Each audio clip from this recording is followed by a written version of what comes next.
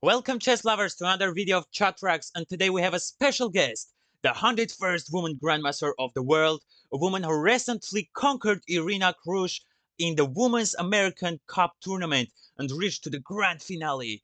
Tatev Abrahamyan. Welcome Tatev, thank you very much for accepting my invitation. You look absolutely stunning today with your purple hair and purple dress absolutely matching each other. You can take a seat, and today we are going to analyze the game that you played on 2014 Olympiad against the woman grandmaster Sophie Milliet.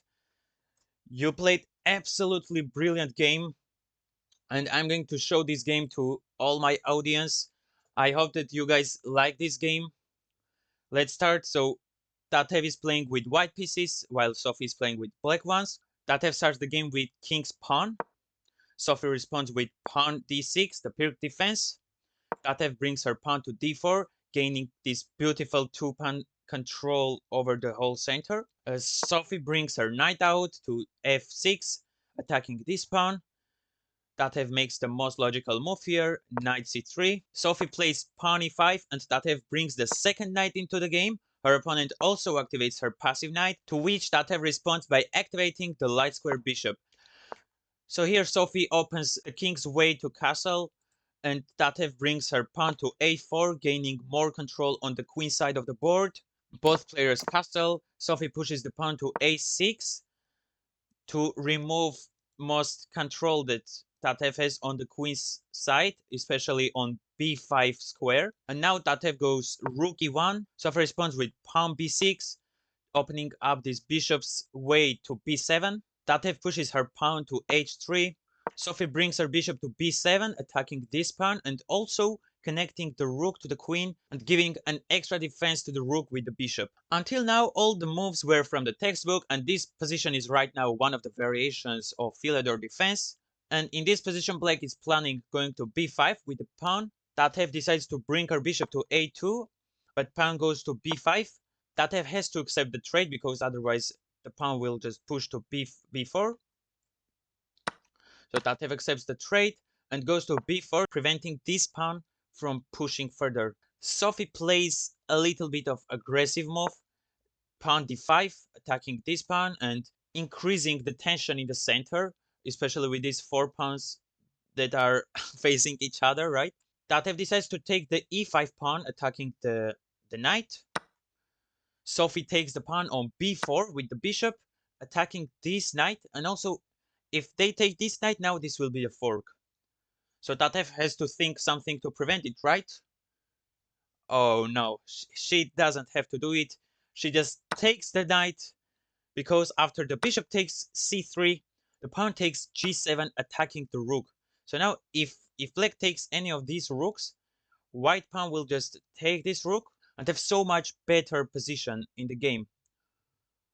So here king takes the pawn, which is not a good move because this is actually a mistake. In this position, Tatev plays bishop g5, attacking the queen.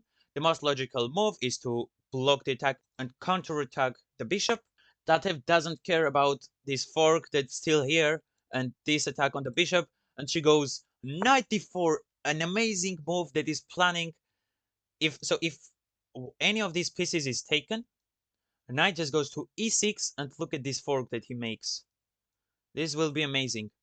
So Sophie of course sees this and doesn't want to lose her queen, so she takes the knight, but in this position the best move for blacks would be actually to bring rook to e8, preventing the knight from going here and keeping the fork here, and they would actually be in so much better position because they would eventually win a rook. Actually here Sophie takes the knight, and Tatev of course retakes the bishop, pinning this pawn to the king. So now the pawn can't take the bishop, and the rooks are safe too now. Sophie decides to bring her rook to a4, which is a pretty good move, attacking the queen that is in the center and also preparing to capture this pawn and win it. Of course, queen goes to b2 to remain this pin on the king so they don't lose the bishop. If queen goes to c3, there was this move that was attacking the queen and eventually winning the bishop. So rook takes the pawn. Blacks are actually up a pawn now. Rook goes to d1. And now look at this. The knight is pinned. The pawn is pinned too. And the best move here is actually queen e7. So in this way, the knight is now free, right?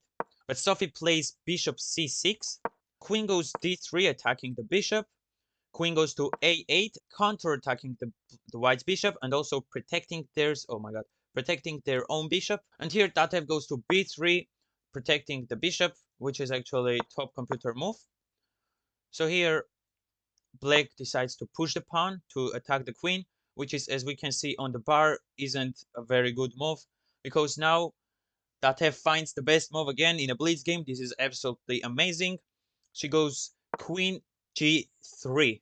So this is absolutely sacrificing this bishop. And Sophie, of course, take it. But here goes the brilliant game with the rook that Tatev made. Oh my god, Tatev, you are blowing up my head. Rook takes the knight with a check. This is a brilliant move.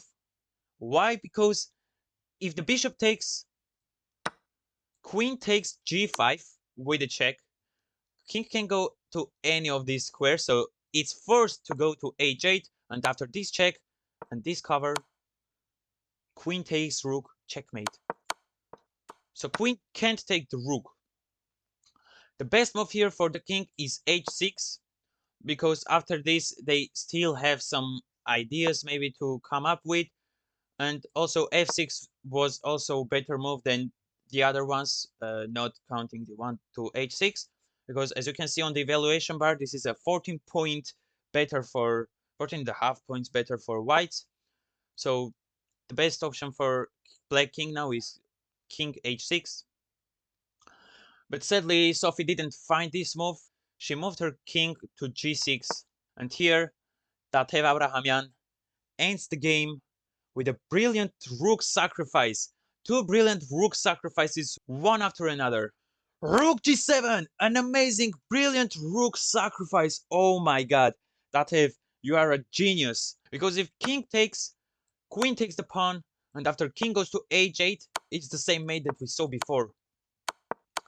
So king can't take the rook, king can't go to any of these four squares, because queen goes g5 is a mate. Let's say king goes g5 mate. Oh my god. King goes h5. This is also mate. King goes f5 is also mate. And king goes to f6 is also a mate. Oh my god. This is an inevitable checkmate for whites. And here Sophie sees what's going to happen and she just resigns, because there is no way she can stop whites from checkmating their king. Oh my god, Tatev, you are an amazing chess player. You are literally a genius. Oof, what a game. Thank you so much for watching the video till the end. I hope that you enjoyed this analysis of the brilliant game played by Armenian Grandmaster. If you want me to analyze any specific game, even maybe that you have played, so that I can help you to improve your skills, you can let me know in the comments or just email me. I will leave my email in the description, and I will also leave there the links to my other social medias, so don't forget to check them out. Also, don't forget to subscribe to the channel and like for more content like this one. Thank you for watching.